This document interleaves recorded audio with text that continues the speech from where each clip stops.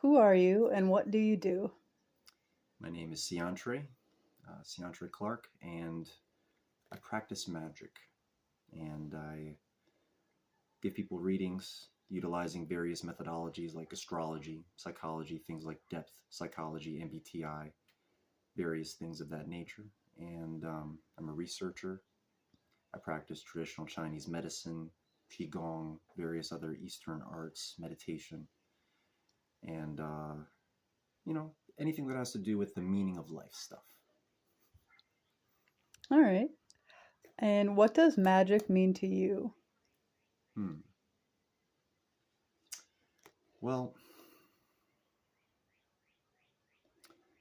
Bruce Lee's statement comes to mind when they asked him about the nature of martial arts. And he said, honestly expressing oneself. And so I feel like magic is, we often say a practice. I said I practice magic, but really it's something that we are. And so, magic to me is like the nature of being. It's the nature of this reality. It's the nature of existence and it's creation. Whenever everyone talks about manifestation and even things, simple things like building a house, if you really think about it, it all comes from the mind first. It comes from our being.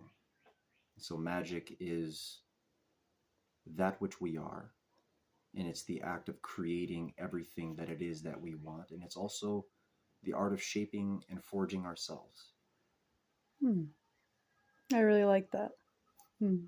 Why, thank you. How did you get the abilities you currently have? Hmm. To use another reference, the movie Doctor Strange, he asks the Ancient One, how does one get from here to there? And she says, study and practice, years of it. And so, it's very much been something that I've experienced since birth.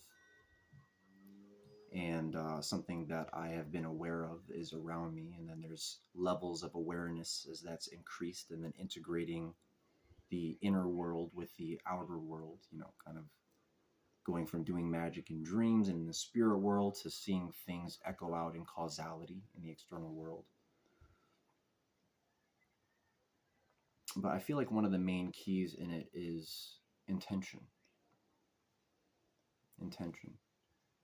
If you think about like a little kid who watches something like Star Wars and like, oh, I'm going to use the Force. And he's like sitting there and he's like, I want to move this controller. And his body gets all tense and he's like, ee. And then when the controller doesn't move, he gives up. He's like, oh, yeah, I guess that was just in my imagination, oh, well. But when you truly hold an intention within your being, when you truly breathe it, things begin to happen. When you hold that intention, when your every thought and feeling and action is motivated by this desire to reach something, the universe accommodates you. And so it's been both something that was an immediate thing for me, as well as a process of training, a process of refinement, a process of growth.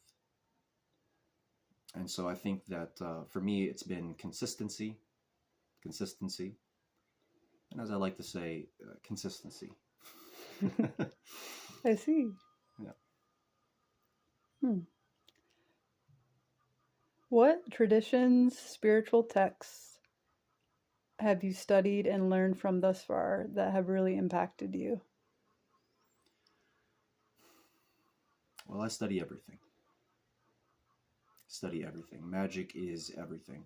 Therefore, everything needs to be studied. Everything from mathematics to linguistics to astronomy to meditation.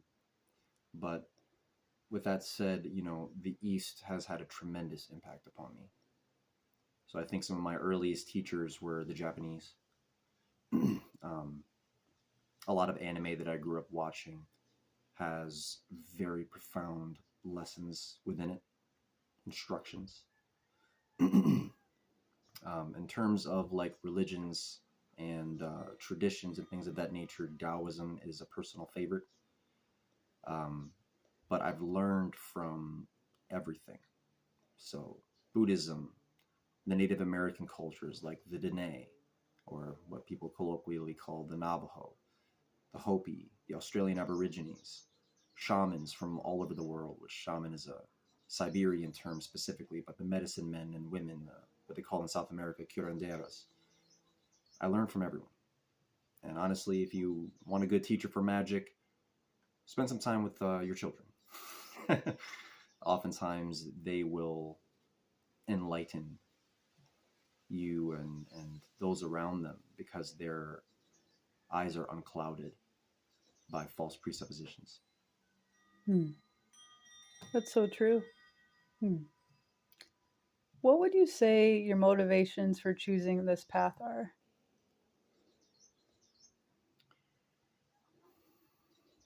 Again, I refer to Bruce Lee and honestly expressing oneself. I think the moment before I incarnated and the moment I came out of the womb, I was like, magic! Magic is what it is for me. It's been very clear for me in my path. And, I think something that has always fascinated me is when we study, the great geniuses and people who have excelled in their craft in any field. There's a common denominator, which I've always noticed, which is that they're obsessed with what they do. So if you think of Nikola Tesla with electricity, Bruce Lee with martial arts, Michael Jordan with basketball, whoever it is that people hold up as a great, there always seems to be this very common theme. And so, magic for me is that thing. And I would also note that it is distinct from spirituality, though the two are very interrelated. But there are many spiritual traditions, like in India, for example, where they train their initiates to focus far more on the spiritual aspect of things and ignore the magical side of things, at least until, they get in their little secret circles or they get to a certain level or things like that. But they don't tend to focus as much on what they would kind of perceive as like the realm of the mind. And so for me, magic has been my obsession. It's my devotion. It's my life's work. And I think that it's very useful and practical, which is something that perhaps people need to understand and comprehend more about how practical magical is. It's not merely this kind of bibbity bobbity boo thing where it's just random or ambiguous. Magic has rules as clear as any science. And they're discernible rules, discernible laws, functions in the way things work. And so, that is my motivation. It's simply who I am. Hmm. Lovely. What obstacles have you encountered on your journey of learning magic? Many. Obviously, the first one is one's own self, and that's, I think, the primary one. In fact, you know, doubt. Doubt only has one power. It's one ability, one function, one capability. That is to take power away from something. And so when it's applied appropriately, it can be used to disempower something that's untrue. But when used against oneself or against something that one knows intrinsically to be true, then it will only be a hindrance. So I would say, those types of things. Although for me, doubt with magic was not as much of a factor as perhaps some other people sitting thinking like magic isn't real. But to get to the point where it went from being a very internal experience to then being a fully also external experience, that was a bridge that required quite a mountain in a sense to climb to get to that point and think, oh, like one's not insane. And you can see a lot of observable, falsifiable evidence to be able to support that. Obviously the way that the world and people at large tend to view magic as being something that is unreal, being something that is impractical, being something that is essentially like not worth their time for one way or another, that's been challenging. Because with any high art that you're devoting your life to, you have to focus on it, and there's going to be other things that fall to the side. And so one of the main reasons why I've seen why a lot of people don't pursue this more often is because, well, everyone around them thinks they're crazy. They have to focus on paying bills. They have to feed themselves. They have to do this, they have to do that. And they very kind of like lodge themselves in the material, lodge themselves in, a survival mentality. And, in any great high art that's pursued, that is a hindrance. And so I would say, like, this, the people around you and me, like, who are casting doubts, who are insulting or doing these things, that has been an obstacle, but one that I've consistently overcome. And then getting into the world of magic itself, it is not all sunshine and rainbows and unicorns and cotton candy and, things of that nature. Those things are there. It's very beautiful. It's fun and enjoyable. And it's also a dangerous world. If you think of Harry Potter, for example, and he's in love with Hogwarts. He's like, this is my home now. He couldn't imagine living any other way. It's incredibly fun. And his life is threatened on a pretty much regular basis. And it's a lot like that. Malevolent spirits are real. Aliens are real.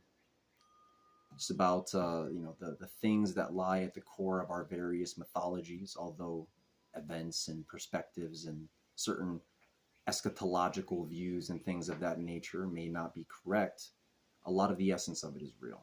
There are beings that people would call gods. There are celestials and dark spirits and things of that nature.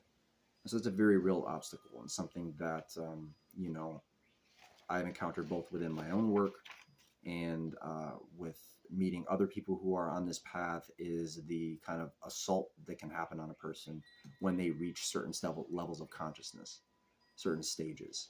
It's a lot like, imagine a very dark area and then you have a lighthouse that lights up and it's just, everybody can see it. And that's what people are like when they awaken to magic. And so spirits see it. Other people who are awakened to magic will see it. And that attracts a lot of attention. And if that person doesn't have a wise guide or, the knowledge of how to protect themselves or various other things, then they can very quickly find themselves misled or in danger, or and that can come in many forms. It can come in the form of a direct assault. It can come in the form of somebody inviting somebody to join something which is not actually to their ultimate benefit. So that's just a few of the obstacles, but it is certainly a path fraught with danger, which is not something that I hear as often spoken about when people in kind of like the New Age community colloquially will speak about very often and for various reasons. That's a really good point. I feel like you could probably go into it in depth more in another video, because I feel like a lot of people really need to know that information nowadays. Yeah. Yeah. I feel like I could talk about any of these questions for Yeah. over an hour easily. So give a bit of a succinct answer. Maybe we can get deeper into it. What are some words of advice for people that are starting to learn about magic, or, they're choosing to walk a path that is full of magic and maybe is super different from everything that is around them or what their family wants for them? What would be advice that you would give them? Trust your heart. You already have the answers inside of you.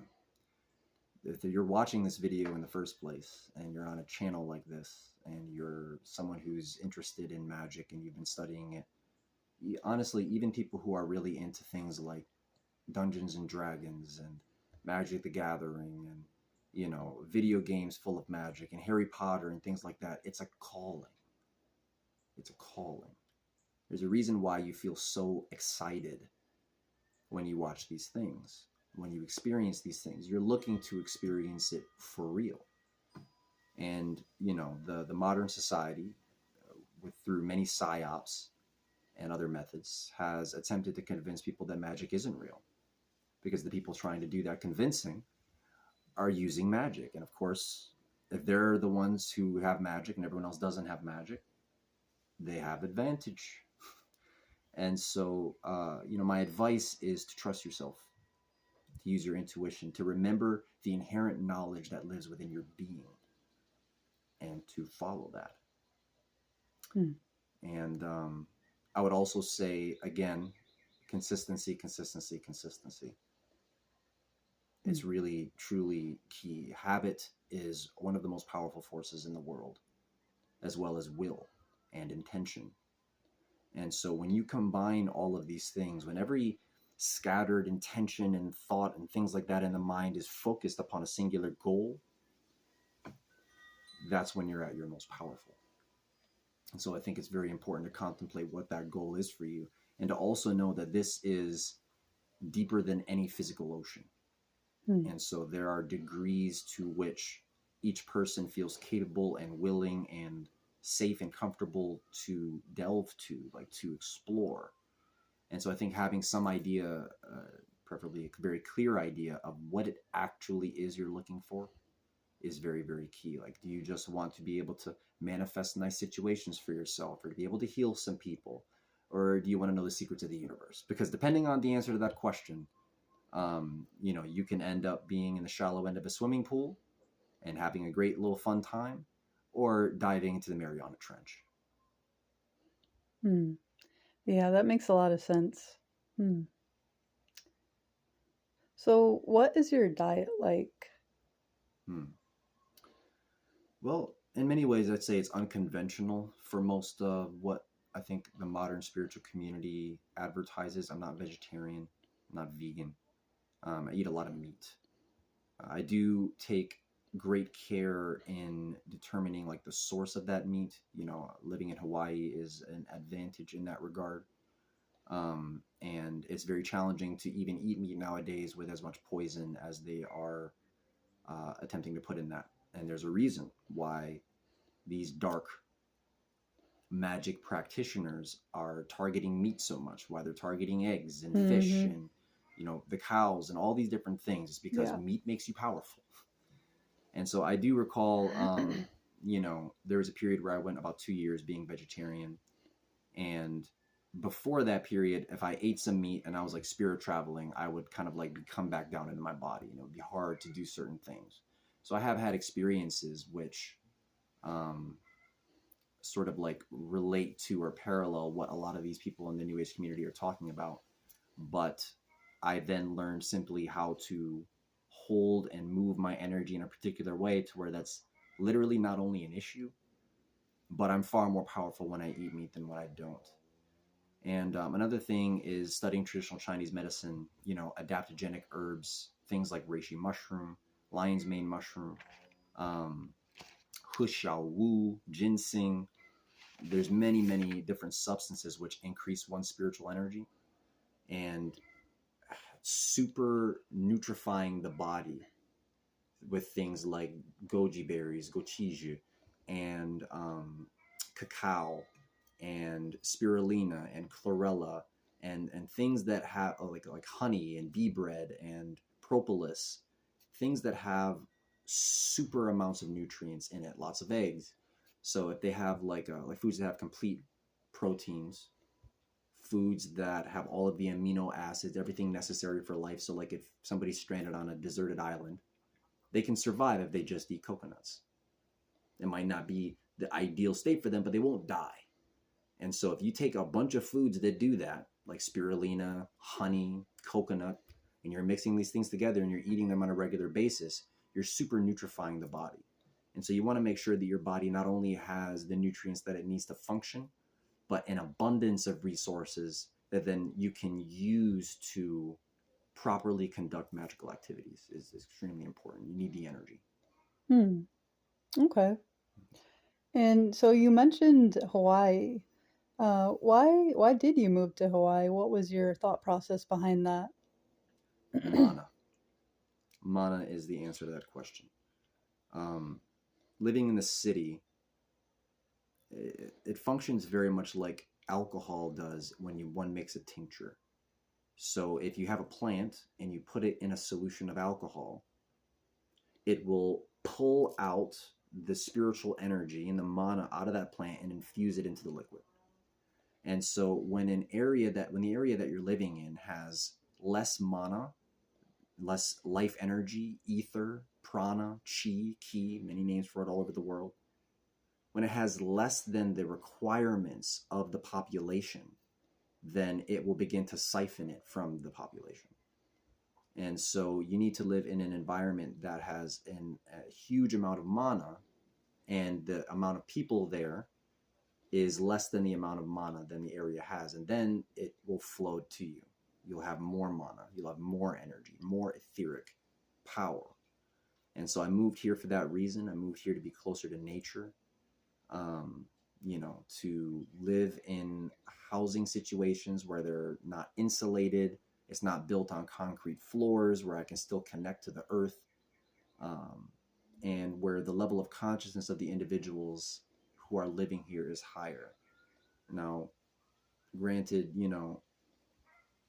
it can be a bit perhaps overhyped to some degree, the level of consciousness of the people here. I would say that it's very much a light and shadow type of place, to where, like, even going to things like rainbow gatherings, no matter where they are, or wherever groups of mages and happy people meet, you have predators that try to come into that environment and take advantage of the people whose energy fields are so open. And so I don't want to portray Hawaii as though it's just as completely a paradisaical place as everyone would like to view it, but inherently I think that in many ways it is. But the fact that it is has drawn many people here.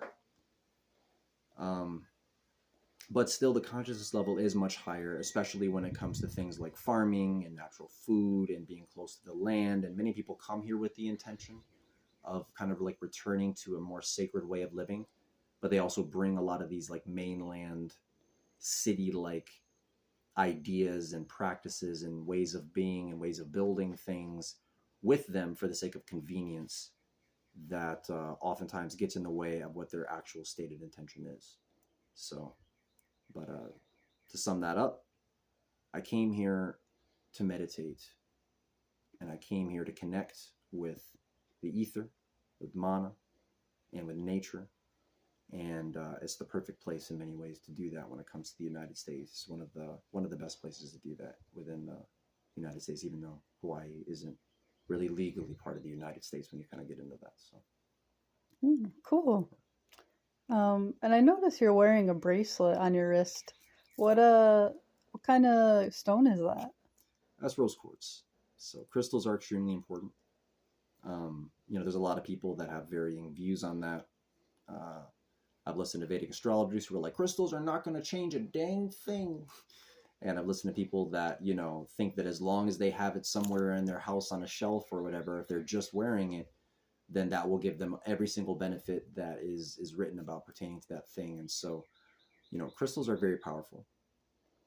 But you also need to know how to form a resonance with them, how to form a relationship, how to actually attune yourself to those frequencies. It's a lot like a tuning fork. Like if you have a tuning fork or even something like a guitar and you resonate it in a certain way, but you hold it physically, it's not going to resonate very much. Whereas if you hit that tuning fork and you allow it to resonate, or you strum the guitar and you allow it to resonate, that resonance is going to be felt and heard and have an effect. And so the rose quartz, worn on the left wrist, the left arm connects directly to the heart. Each finger, each arm, each limb, everything connects to certain places within the body. And so when you wear it on your left, it helps to open up the heart channel, which is very important when it comes to cultivating wisdom and intuition and healing trauma, which is extremely important on both the magical and spiritual paths, and really just important for literally every single person. So, yeah. All right. And if someone wanted to like open their third eye or kind of enhance their third eye energies, what like types of crystals would you recommend for that? Well, lapis lazuli is very proficient in doing that, but not everyone's auric field is able to handle that. With third eye stones, it's a lot like taking one's driver's test in a Ferrari. It's very high level. If you don't have the lower chakras in balance and a strong foundation, you can veer off and fly off, and then it's too difficult to process because as I described in some of the earlier questions, it is a lot to embark upon this path, and there are genuine obstacles. And so, if you haven't healed your trauma, if you haven't developed a sense of security and foundation and strength within yourself, dealing with your root, sacral, solar plexus, and heart chakras, your throat chakra, being able to do all those things and link them all to here, then there'll be some imbalance, right? There'll be something that'll be off. And so, with that said, a gentler one to start with would be kind of like amethyst, because that'll start to gently open up the crown and the third eye chakra in a way that kind of allows you to go kind of up from the top down in a gentler way. Some of the stronger ones, obviously is lapis lazuli. There's a few more I could mention, but like I said, I almost don't want people to go out and just get them, because it's so intense. Mm-hmm. But one I will recommend in addition to that would be black tektite. It is a very high level one, but I also feel like it's foundational. Mm-hmm. And one of the reasons for that is because when it comes to that tuning fork element of resonance, black tektite is one of the best stones to teach one how to do that. So like cultivating abilities like telepathy, cultivating the ability to actually integrate and resonate with crystal frequencies to the point that you're able to shift between different dimensions. Speaking to animals and plants and crystals themselves. All of these things are developed through techniques that black tektite can teach you. But it's more than just wearing them or just sleeping with them under your pillow and things of that nature, or laying down and meditating with them actually on your third eye is beneficial, because the more of a yin state that you're in, the more receptive you naturally are. Yeah. As someone is going around their day and they're working and they're in a beta brainwave frequency and stuff like that, then they're more projecting. And then the crystal is not, you're almost trying to attune the crystal to you rather than you learning from the crystal. So I would probably say to start there with one of those, combining that with something like reishi mushroom and with other third eye practices, which we can get into in other videos and things. Oh, cool. Okay. Well, that's pretty much the questions I had for you today. Is there anything that you want to add? I kind of wanted to keep it more on a shorter video, but we could always go into more questions in another video. But is there anything you want to add?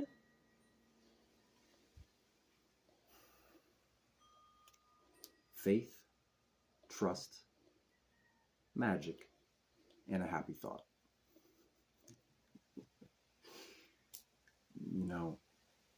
As I said earlier, doubt only has one function.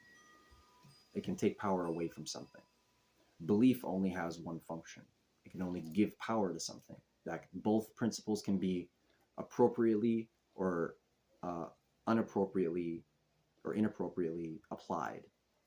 And so learn to become aware of your internal thought processes, your internal dialogue. Learn to master your mind so that you are able to become aware of and remove any contradictions that exist within you pertaining to your goals, intentions, and endeavors. Cool. Well, thank you so much for answering all the questions, and look forward to, asking more and getting more into magic and other things that people are interested in talking about. Thank you very much. It's a fun experiment here. First video I've done with somebody else asking the questions and holding the camera kind of thing. So Yeah. I look forward to doing this more. Thank you. Cool.